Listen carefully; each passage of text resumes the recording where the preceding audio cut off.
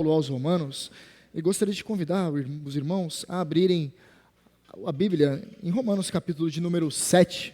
Número 7.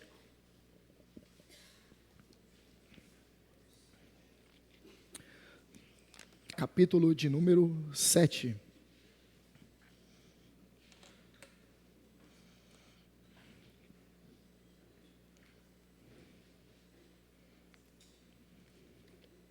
Nós leremos a partir do verso 1.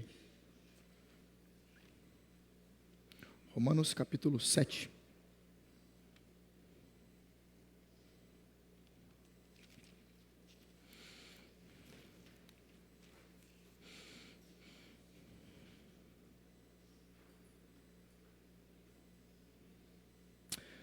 Façamos a leitura, e eu gostaria de ler com os irmãos até somente o verso de número 6.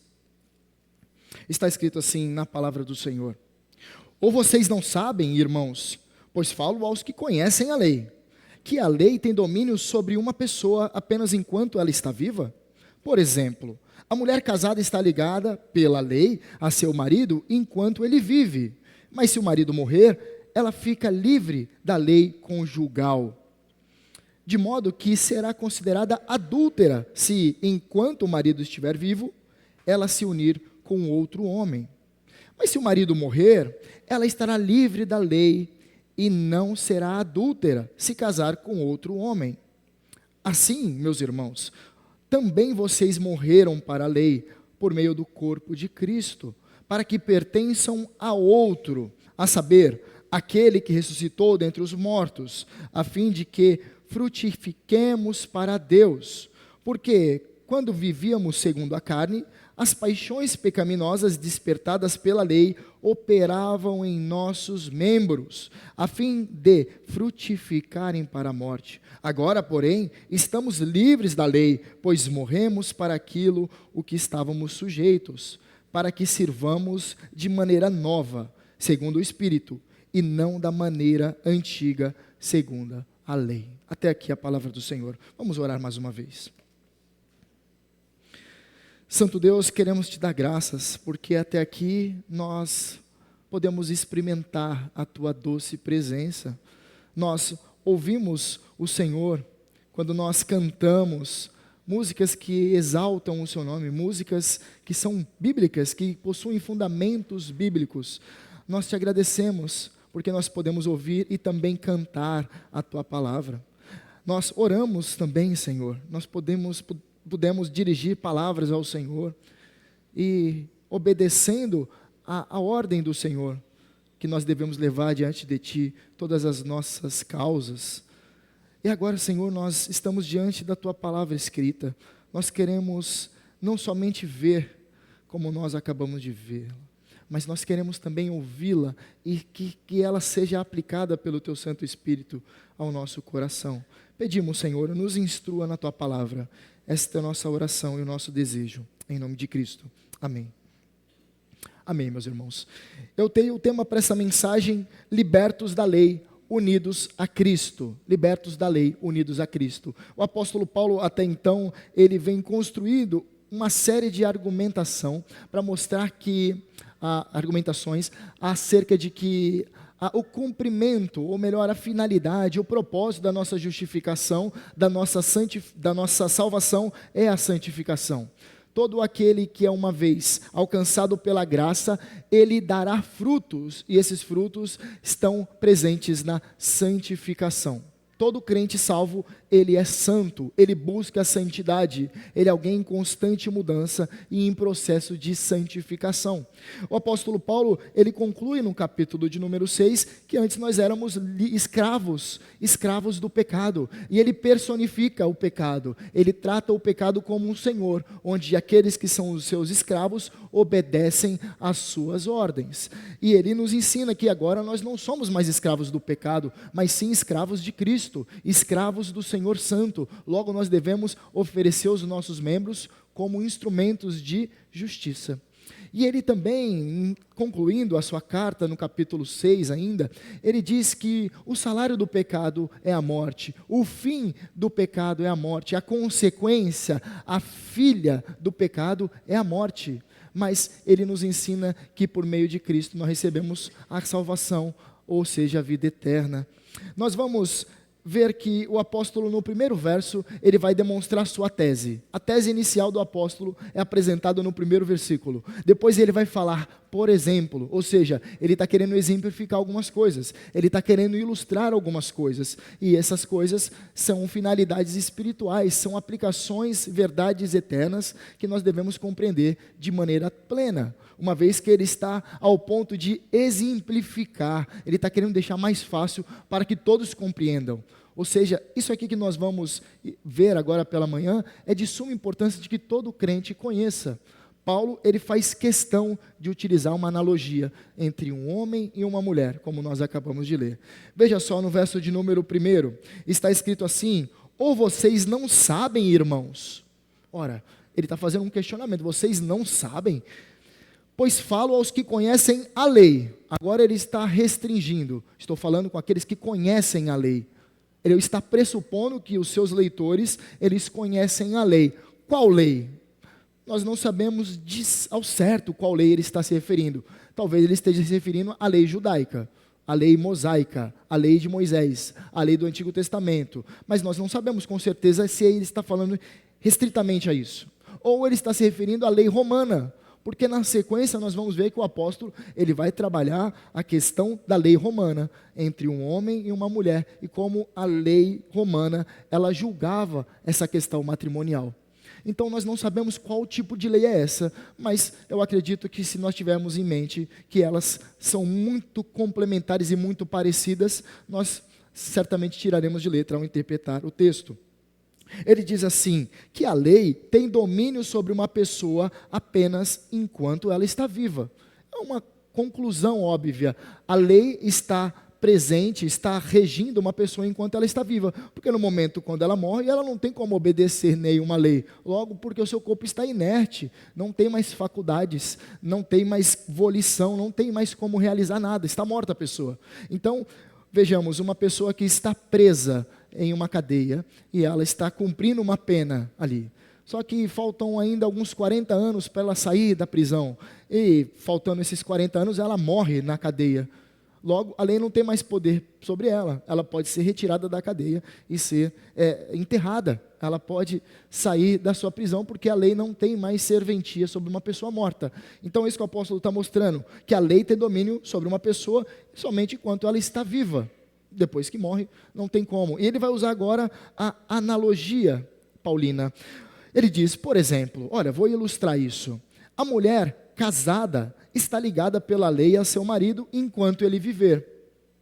Mas se o marido morrer, ela ficará livre da lei conjugal. Eu gostaria de colocar uma imagem para você compreender. Eu sei que é muito óbvio, mas é bom a gente ilustrar e compreender de maneira mais plena. Veja só, eu coloquei de um lado uma figura masculina e do outro lado uma figura feminina. E coloquei um elo entre ambos. O que Paulo está querendo dizer? A única coisa que pode cortar o laço, o relacionamento, o elo entre o casal é a morte. É a morte que desobrigará a união de um para com o outro. É isso que o apóstolo está dizendo, isso é simples. Mas aí ele continua, de modo que será considerada adúltera se, enquanto o marido estiver vivo, ela se unir com outro homem. Uma traição, um adultério. Mas se o marido morrer, ela estará livre da lei e não será adúltera se casar com outro homem. Eu coloquei um outro gráfico, olha só. Aqui está demonstrando o adultério. Um homem ligado com a mulher, esta mulher ela não pode se ligar com outro homem. Uma vez que ela fazendo isso, ela está em adultério. Mas o apóstolo ele dá uma outra explicação. Todavia, se o homem morrer, a mulher está desobrigada do seu laço conjugal com o seu marido e pode casar-se com outro homem. É básico, mas isso ele está querendo demonstrar uma lição espiritual. Veja só, assim, meus irmãos, também vocês morreram para a lei, por meio do corpo de Cristo, para que pertençam a outro, a saber, aquele que ressuscitou dentre os mortos, a fim de que frutifiquemos para Deus. Paulo agora está aplicando a analogia do marido e da mulher, mas ele está falando assim, nesse caso, o marido é a lei, o marido é a lei, e nós crentes somos a esposa nessa analogia. Veja só, a lei do Senhor, ela é boa, ela é perfeita, ela é agradável, certo? A lei do Senhor é boa. O salmista, ele fala que tem deleite na lei do Senhor. Ela é santa, ela é espiritual, ela é correta. E nós? Nós somos como? Como a lei? Não, nós somos falhos, nós somos carnais, nós somos imperfeitos. Então, veja só a distinção. Quem está errado na questão? A lei do Senhor ou nós? Nós. Veja só, como se fosse um marido perfeccionista, o marido que gosta tudo da maneira correta. E a sua esposa, ela é toda desastrada. Ela não consegue agradar o seu marido. Mas o problema está em quem? No marido ou na mulher nessa ilustração? Na mulher, pois ela não consegue corresponder àquilo que é o correto. Ela é uma mulher adúltera, é uma mulher que ela não consegue ser uma esposa com excelência. É esse tipo de analogia que Paulo está nos trazendo. Veja só, quando nós, uma vez que morremos com Cristo, a questão é um pouco diferente da nossa primeira ilustração. Como eu disse, para a esposa ela poder ter contato com um outro marido, com outro homem, melhor, ter um outro relacionamento, o marido precisa morrer, certo? Básico. Todavia, o que aconteceu conosco? Não foi a lei que morreu, mas nós que morremos. A mulher que morreu. Nessa ilustração. Logo, nós estamos desobrigados a estarmos unidos pela lei, unidos à lei. De que forma? A lei, ela tem várias finalidades, como eu disse no início. Ela tem a função de expor as nossas fragilidades. Por meio do decálogo, nós vemos que nós não temos condições de cumprir cabalmente a lei do Senhor. Tinham outras funções, tinham funções nacionais, de ser uma espécie de uma legislação para a nação de Israel, tinha finalidade cerimonial, quando nós vemos lá nos 5 primeiros livros, especialmente, estão colocados todos os ritos religiosos, como deveriam ser prestados. A lei, ela tinha essa finalidade, tanto no moral, quanto civil, quanto também cerimonial, mas ela também tem uma função de expor a nossa fragilidade, de expor a nossa incapacidade, de expor como nós somos pecadores e nós não temos como cumprir cabalmente a lei do Senhor. Quando Paulo ele está dizendo, assim, meus irmãos, também vocês morreram para a lei, por meio do corpo de Cristo, para que pertençam a outro, a saber, ele está colocando resumidamente, em Cristo, pertencer a Cristo, ele está demonstrando que nós não pertencemos à lei, nós não vivemos mais debaixo da lei, logo, nós não somos, de forma alguma, nunca ninguém foi, salvo por meio da obediência cabal da lei, mas nós somos salvos pela graça. É impossível que qualquer ser humano seja salvo por meio da obediência da lei, porque é incapaz de ser obediente a toda ela. Então Paulo está demonstrando, através dessa ilustração, que nós não estamos mais unidos à lei, mas unidos a Cristo, e nós morremos com Cristo. Lembra que nós falamos em nossas últimas mensagens, que uma vez quando Cristo ele assume o nosso lugar, nós recebemos a sua justiça. No momento da sua morte, nós morremos com ele, e no momento da sua ressurreição, nós ressuscitamos por uma nova vida. Paulo está demonstrando isso agora, através dessa analogia. Ele está demonstrando que nós temos uma ligação profunda, uma união profunda com Deus, em Cristo Jesus. Em Cristo, a sua morte é a nossa morte, a sua vida é a nossa vida. O seu viver é o nosso viver, é assim como nós devemos caminhar sobre a terra. Nós temos identificação plena com Cristo. Isso na teologia nós falamos da união mística com Cristo. Nós estamos unidos com Cristo de tal modo que diante de Deus, todas essas coisas são inseparáveis. Nós somos cobertos pela justiça de Cristo, nós somos cobertos pelo sangue, pelos méritos de Cristo. Nós estamos unidos completamente a Cristo, não mais a lei, não mais a Adão, uma vez que pecou, mas ao segundo Adão, Cristo Jesus, a nossa esperança. O texto, ele segue-se para o final, diz assim, o apóstolo explicando, porque quando vivíamos segundo a carne, as paixões pecaminosas despertadas pela lei operavam em nossos membros, a fim de frutificarem para a morte. Como eu expliquei, a lei tinha essa finalidade de demonstrar que nós não temos como obedecê-la cabalmente. E o que isso revelava? Revelava as nossas paixões pecaminosas. Uma vez que o pecado, ele não é somente o ato consumado, não é somente o roubar, o matar, o adulterar, mas a vontade, a sede da vontade que está em nosso coração. A santidade, então, é uma luta pela vontade, e não pelo ato em si somente, mas pela vontade do realizar. É quando o Espírito opera em nós internamente e nos incapacita de realizar algumas coisas que são contrárias à vontade de Deus. Então, em nosso coração há uma luta da carne, ou seja, a nossa tendência pecaminosa, a nossa natureza pecaminosa, e a operação interna do Espírito que nos santifica para vivermos em conformidade à lei do Senhor. Então o apóstolo está demonstrando que as paixões pecaminosas despertadas pela lei, ou seja, evidenciadas pela lei, operam em nossos membros, operam em tudo o que nós somos, com o fim de que? Frutificarem para a morte, porque o salário do pecado é a morte, como nós vimos no último domingo, período da noite. Mas ele segue, concluindo: agora, porém, estamos livres da lei, nós não vivemos mais nessa união com a lei, porque uma vez que Cristo cumpriu cabalmente, ele diz, não vim para revogar, mas para cumprir a lei, para obedecer cabalmente a lei, nós morremos para aquilo que estávamos sujeitos. O que nós estávamos sujeitos? O pecado. Nós morremos para o pecado, para que sirvamos da maneira nova, segundo o Espírito, não da antiga maneira, ou da maneira antiga, segundo a letra. Eu destaquei algumas cores aqui, perceba, eu coloquei estamos livres e morremos. No grego, na língua original, ela é colocada, essas duas palavras, como o sentido que aconteceu no passado. E está no termo que a gente fala, no caso, auristo, ou seja, aconteceu e ficou lá. Nós já morremos, não tem consequências no presente. Acabou, concluído, é uma ação concluída no passado e lá ficou. Estamos livres. Nós não vamos estar livres, nós estamos livres. E já aconteceu no passado. E nós também morremos. Já aconteceu no passado. Não tem ainda...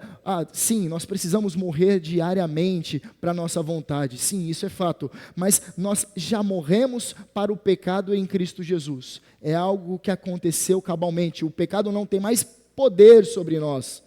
O pecado não tem mais a função de senhor sobre nós. Nós não estamos mais sujeitos ao pecado, uma vez que o Espírito habita em nós e Ele tem a capacitação de nos santificar. Ele nos capacita, melhor dizendo, para nós sermos santos, de acordo com a imagem e semelhança de Cristo. E ele conclui, para que sirvamos de maneira nova. Esse sirvamos aqui está no presente. Ele está falando agora. Vocês morreram no passado. Vocês eram escravos do pecado no passado, mas agora vocês estão livres para servir, para frutificarem para a vida, para vocês fazerem boas obras, para vocês darem bom testemunho, para serem obedientes à palavra do Senhor, segundo o Espírito, e não da maneira antiga, segundo a lei. Eu gostaria de trazer algumas aplicações para nós nos aprofundarmos mais nesse texto, mas concluindo, é isso que o apóstolo está colocando em distinção, no capítulo do verso 5 ao verso 6. Antes nós vivíamos segundo a carne, passado. Agora nós estamos livres da lei. A lei, nós não temos mais a necessidade de obedecer à lei com a finalidade de alcançarmos salvação. Na verdade, isso é impossível para o homem. Nós então não temos como obedecer à lei de acordo com a antiga, vou colocar o termo dispensação, mas não seria tão certa. A antiga dispensação assim colocava. Vivíamos segundo a carne, mas agora vivemos debaixo da graça. Nós éramos guiados pelas nossas paixões pecaminosas, despertadas pela lei, e elas operavam em nossos membros. Mas agora, Paulo está fazendo uma comparação, morremos para aquilo que estávamos sujeitos. Ele está colocando coisas uma do lado da outra. E por fim, frutificávamos para a morte. Ou seja, tudo o que nós fazíamos levaria-nos ao caminho de destruição eterna. Nós estávamos ligados diretamente para o caminho que nos levaria à perdição. Todavia, nós estamos no caminho, a verdade e a vida. para que sirvamos de maneira nova segundo o Espírito. Eu sei que eu já usei essa ilustração com os irmãos, mas é basicamente essa forma que acontecia. Imaginemos que toda a humanidade está sendo conduzida de olhos vendados, todos de olhos vendados, com uma venda em seus rostos, e elas estão caminhando para um abismo. Todas elas estão condenadas, todas elas estão indo para a destruição, o abismo está à sua frente, elas cairão lá e morrerão, padecerão eternamente. Só que o Senhor vem e tira as vendas de alguns, e estes eles podem enxergar a sua realidade, e eles podem seguir a Cristo. Vou usar outra ilustração. Imagine só que exista um professor no curso de medicina, lá para o 5º ano de medicina, e ele chega um dia para a sala de aula e diz o seguinte: imagine aqueles universitários todos desesperados com as suas demandas, e o professor diz assim: hoje eu vou aplicar uma prova. E aí todo mundo fica: puxa, nem estudei, uma prova surpresa. E ele diz assim: e essa prova funciona da seguinte maneira: se você acertar todas as questões, você será aprovado, você se formará. Agora, caso você erre uma questão, você reprovará completamente. E aí os alunos ficam todos desesperados. E ele fala: e nós temos 100 questões aqui nessa prova, e vocês têm 5 minutos para responder. O que seria impossível, porque os textos eram gigantes, os enunciados das questões eram imensos, e eles começam a responder correndo, e eles sabem que não vai dar tempo, e começam a ficar desesperados. Eles sabem que por meio daquilo que eles fizerem, por mais esforços que eles fizerem, eles não conseguirão ser aprovados. Então toca o sinal, o intervalo, e o professor fala: fim da prova, recolhe todas as provas. E aí um fica olhando para o outro, um aluno olhando para o outro desesperado, pensando: nossa, o meu pai vai me matar, nossa, e agora? Vou perder a minha bolsa. E eles desesperados. E o professor olha para a cara deles com um semblante sério e diz assim: todos vocês passaram. Aí todo mundo: como assim? Todos vocês passaram. Todos estão aprovados. E todos eles saem alegres, muda o semblante. E o que era antes tristeza, agora eles estão alegres, não conseguem conter a alegria. E existe uma distinção entre os grupos de alunos. Vão se formar em 2 grupos. O primeiro grupo será aquele que falou: bom, já que nós passamos mesmo, nós vamos jogar todos os nossos livros, todas as nossas anotações, vamos jogar tudo no lixo. E eles saem jogando tudo no lixo. Estamos aprovados mesmo, não era só o que eu queria, era ser aprovado. E eles vão viver a vida sendo maus profissionais. Mas tem um grupo que vai abraçar os livros e vão falar: poxa, eu não merecia, de forma alguma eu merecia me formar, mas agora eu vou honrar esse voto de confiança que esse professor me deu. Já que eu fui aprovado, eu vou querer andar de forma que corresponda à minha profissão, eu seja um bom profissional. É assim também, meus irmãos, aplicando essa ilustração aos crentes, ou melhor, a todos os homens. Muitos ouvem dizendo: a salvação é pela graça. E eles falam: já que é pela graça, eu vou viver da minha vida da forma como eu quiser. Outros não, vão falar: já que é pela graça, puxa, eu vou abraçar este livro, eu vou viver este livro, eu vou querer viver essa união com Cristo de maneira plena, eu vou querer ser santo, eu vou querer ser um testemunho diário da minha salvação, porque Cristo mudou a minha vida. Nós não estamos sujeitos à lei. Nossa corrida para responder as questões não está mais diante de nós. Nós não precisamos responder rapidamente as questões para passarmos, uma vez que o nosso mestre nos perdoou, ele nos aprovou e nós passamos todos de ano. Olha só que notícia maravilhosa: todos nós fomos aprovados e estamos diante de Deus como aprovados. Eu gostaria de aplicar esse texto a nós.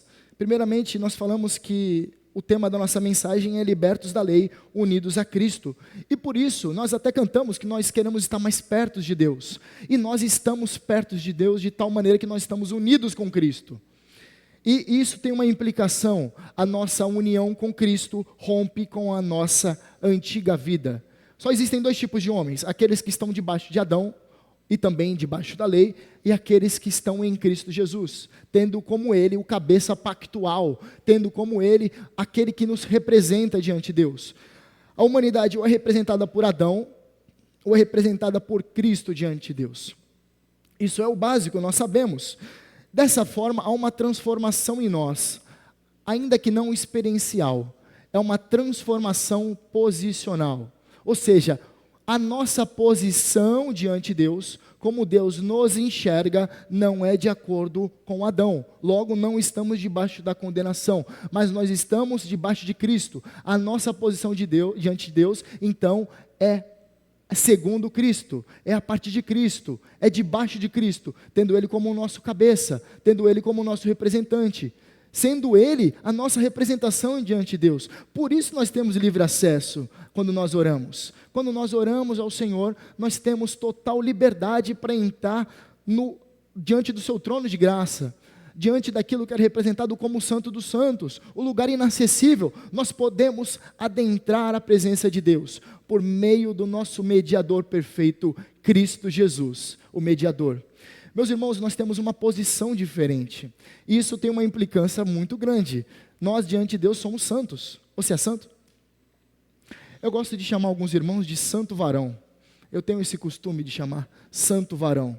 Aliás, era como Calvino chamava Agostinho, este santo varão.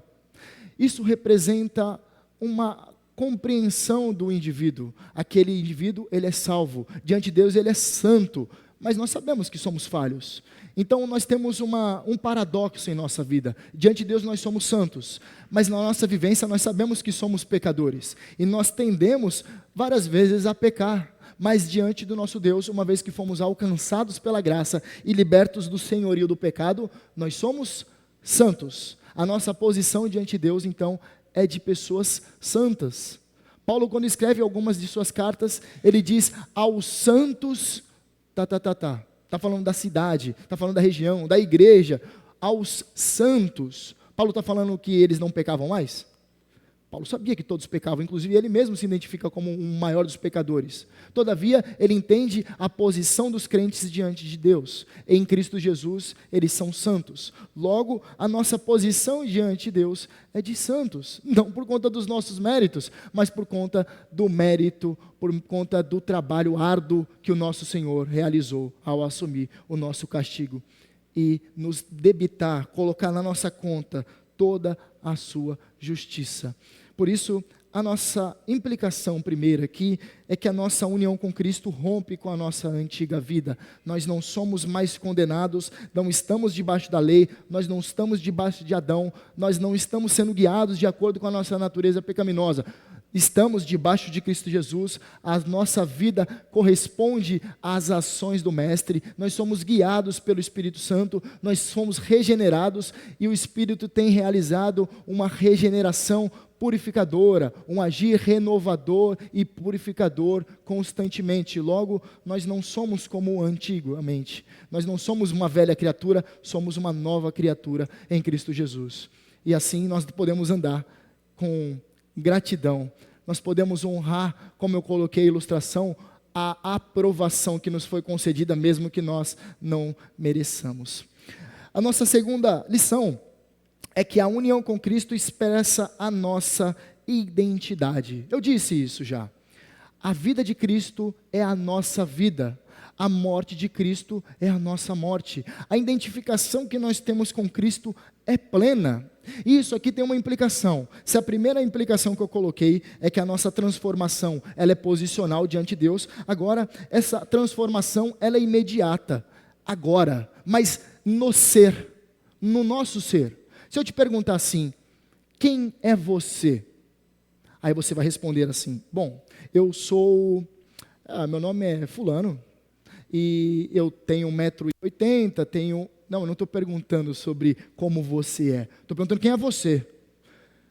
Aí ele falou, eu tenho 37 anos, eu não estou perguntando quanto tempo você tem de existência, estou perguntando quem você é. Estou transcendendo a matéria. Se eu perguntar para você, aí você vai falar assim, eu sou um engenheiro. Não, estou perguntando a sua profissão. Aí a pessoa fala, puxa, quem eu sou?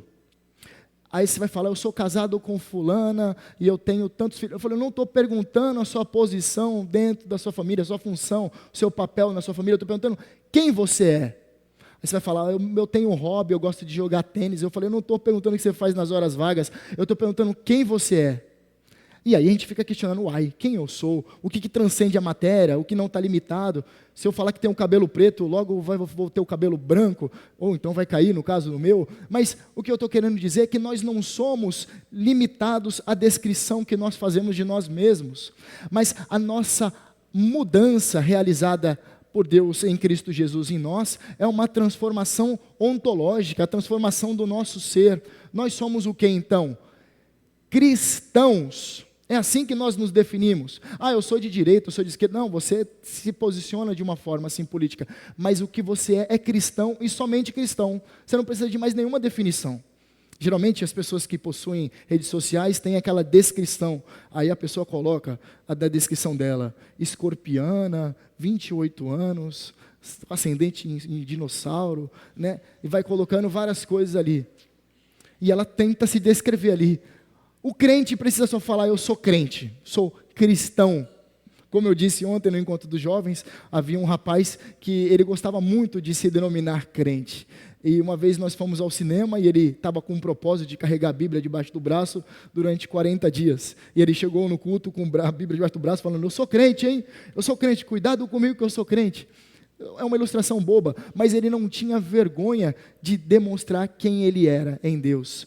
O que realmente nós somos, meus irmãos, pequenos cristos, pequenos imitadores do Senhor, nós somos imitadores de Jesus, nós somos unidos de tal forma a Cristo que a nossa motivação é mudada. Não só a nossa motivação, a nossa forma como nós nos relacionamos uns com os outros, a forma como nós falamos, como nós pensamos. A exemplo de Cristo Jesus, a nossa semelhança com Ele implica na nossa obediência. A fome dele era fazer a vontade do Pai. O crente, ele tem somente essa motivação, glorificar Deus, fazer a vontade do Pai. Se ele não tem isso como motivação, ele tem que rever a sua motivação. A nossa motivação é sempre fazer a vontade do Pai, ser obediente ao Senhor. Caso contrário, está difícil essa motivação, está um pouco nebulosa. Se a nossa motivação é nos agradar, se a nossa motivação é fazer com que sejamos satisfeitos a nós mesmos, a nutrir o nosso ego, tem alguma coisa de errado. Nós devemos nos assemelhar, nos unir a Cristo de tal maneira, e na verdade nós já estamos reunidos de tal maneira, e devemos retirar essas outras implicações, essas outras coisas que acabam entrando em nosso coração, porque o nosso coração continua sendo uma fábrica de ídolos, e nós devemos nos assemelhar a Cristo, tanto na sua motivação, que era fazer a vontade do Pai, mas também na nossa confiança.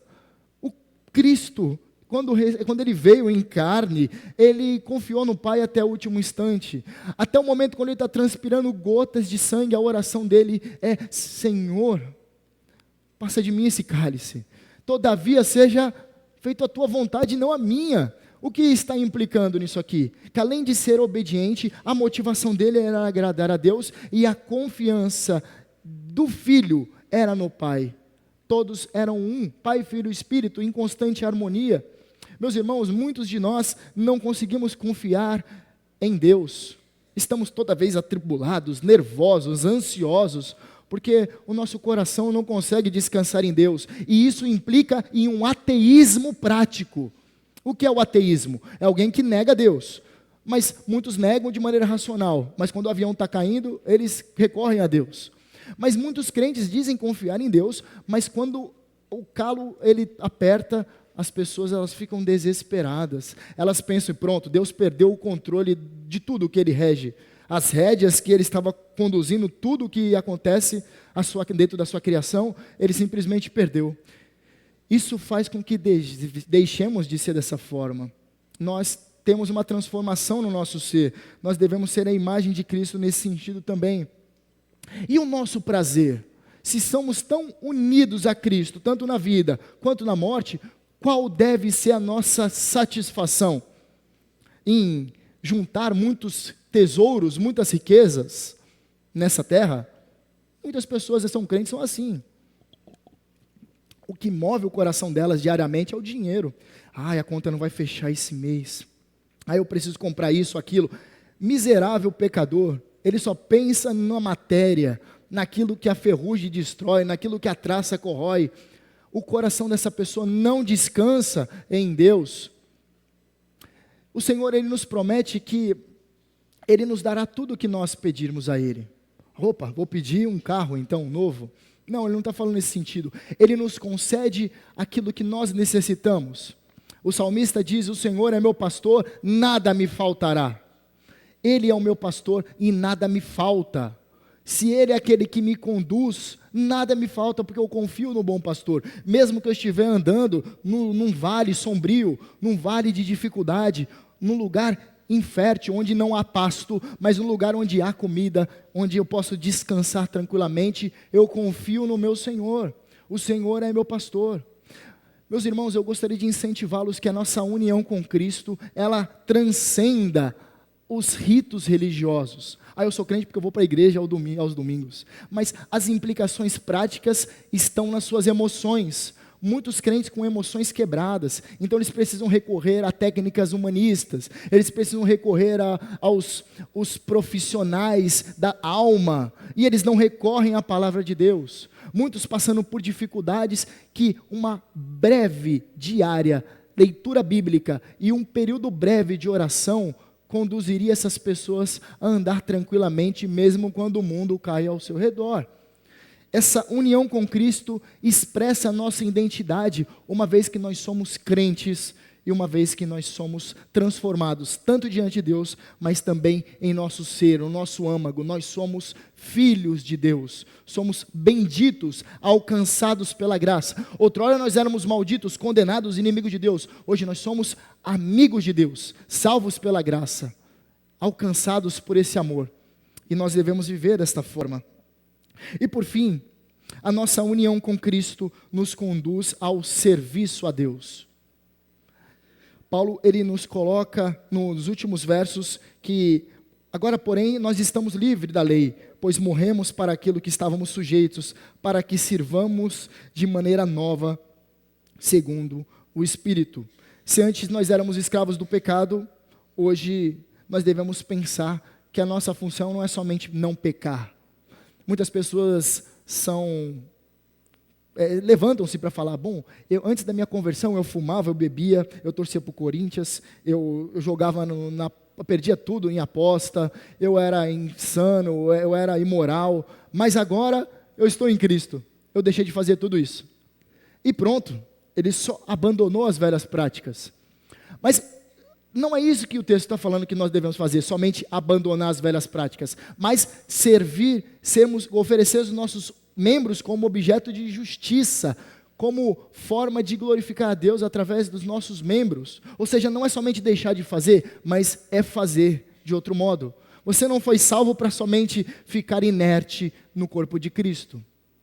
Você já viu uma verruga? O que é uma verruga em um corpo? Ela não sente, ela não tem finalidade nenhuma.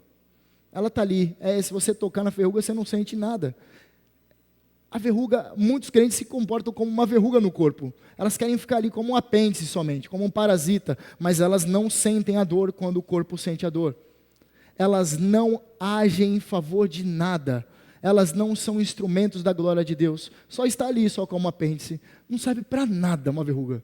Não sei você tem uma verruga, você acha que isso aqui tem uma serventia, pois se não fosse a verruga eu não conseguia levantar hoje. Não serve para nada. Muitos se comportam assim, crentes como verrugas, que não têm finalidade no corpo, não servem, não se abnegam, não têm função no corpo, não têm nenhum tipo de envolvimento evangelístico. Elas não estão nem aí para que as pessoas perecem, as pessoas estão morrendo, a sua família está indo para o inferno e ela está tranquilo, estou no barco, estou salvo, eu vou para Jerusalém, eu vou para Canaã celestial, eu estou indo para a glória, mas meus pais, os meus irmãos, vão tudo para o inferno e não estou nem aí, está tudo tranquilo, está tudo bom. Essas pessoas, elas não se incomodam com a realidade espiritual das pessoas que estão ao seu redor. Mas a nossa união com Cristo nos conduz ao serviço a Deus. E isso consiste em uma terceira aplicação. Se nós temos uma transformação posicional, nós temos uma transformação imediata no nosso ser, por fim, essa transformação colocada aqui é uma transformação prática, é uma transformação onde nós agimos, é a transformação onde nós fazemos, é porque nós fomos salvos, regenerados, somos santificados para fazer, para nos envolver com a missão de Deus na terra. Por haver essa transformação prática, nós não temos como pensar em nós mesmos de maneira egoísta. Nós devemos olhar para o próximo, nós devemos nos envolver com a igreja. Puxa, a igreja poderia bem que fazer um evento evangelístico, quero me envolver, eu quero fazer parte. Eu não quero vir somente para o culto e sentar na minha cadeira e depois acabar ir embora para minha casa e cumprir meu dever religioso. Eu não quero ser um banco na igreja. Eu quero ser alguém que se envolve. Eu quero ser um braço estendido. Eu quero fazer parte do corpo. Eu quero ter uma função para a glória de Deus. Eu quero ser um bom funcionário, sim. Eu quero ser um bom marido, uma boa esposa, um bom filho, sim. Mas eu quero ir além. Eu quero ser um anunciador das boas novas. O que precisa fazer? Eu preciso varrer? Eu preciso lavar? Onde que eu posso ser útil? Tem pessoas precisando da minha visita? Eu estou à disposição. Há pessoas enfermas? Eu vou visitar. Eu vou lá orar pela pessoa. Eu vou mandar uma mensagem no WhatsApp. Eu vou dizer que eu me preocupo com ela. Eu vou orar por ela durante a semana. Eu vou me envolver, porque eu não quero ser verruga. Eu quero ser corpo. Eu quero agir. Eu quero ser um instrumento da glória de Deus. Isso aqui tem sérias implicações práticas. Como eu disse, a nossa posição diante de Deus é a partir de Cristo Jesus, nós estamos debaixo de Cristo. A nossa implicação também tem a mudança no nosso ser, as nossas motivações, aquilo que realmente somos. Mas também, por fim, tem uma finalidade prática, onde nós colocamos a mão na massa e nós seguimos para espalhar as boas novas, sermos instrumentos da salvação. Essas são as 3 aplicações, meus irmãos. Por haver uma transformação posicional, uma transformação imediata em nosso ser, e isso resulta na forma como nós vivemos. Que o Senhor ele nos conduza para a sua glória e sejamos instrumentos para o seu resplendor, para que todos conheçam as boas novas de Cristo Jesus. Amém? Vamos orar. Santo Deus, queremos te dar graças pela tua palavra. Nós agradecemos porque o Senhor foi ao nosso encontro e diante do Senhor nós temos livre acesso por conta de Cristo Jesus. Nossa posição diante do Senhor foi transformada, o nosso ser foi transformado, o pecado já não tem mais poder sobre nós. O Senhor é aquele que nos guia, Cristo é o nosso Senhor. E por fim, Senhor, nós rogamos que o Senhor nos conduza nessa transformação prática. Queremos ser instrumentos da tua glória. Queremos ser servos obedientes, bons e fiéis. Queremos ser pessoas que serão recebidas da seguinte forma: seja bem-vindo, entra no gozo do seu mestre. Nós queremos ser recebidos com as portas abertas, Senhor. Mas nós não queremos chegar diante do Senhor e dizer, expulsamos demônios, nós realizamos milagres, e o Senhor responder, apartai-vos de mim, praticante de iniquidade, porque eu nunca os conheci. Nós queremos ser conhecedores diários do Senhor, nos envolvermos com o Senhor de tal forma que, através das nossas ações, as pessoas vejam a tua poderosa mão, a tua destra forte agindo ainda na terra. Essa é a nossa oração, Senhor. Fortalece e nos capacita. Em nome de Cristo. Amém.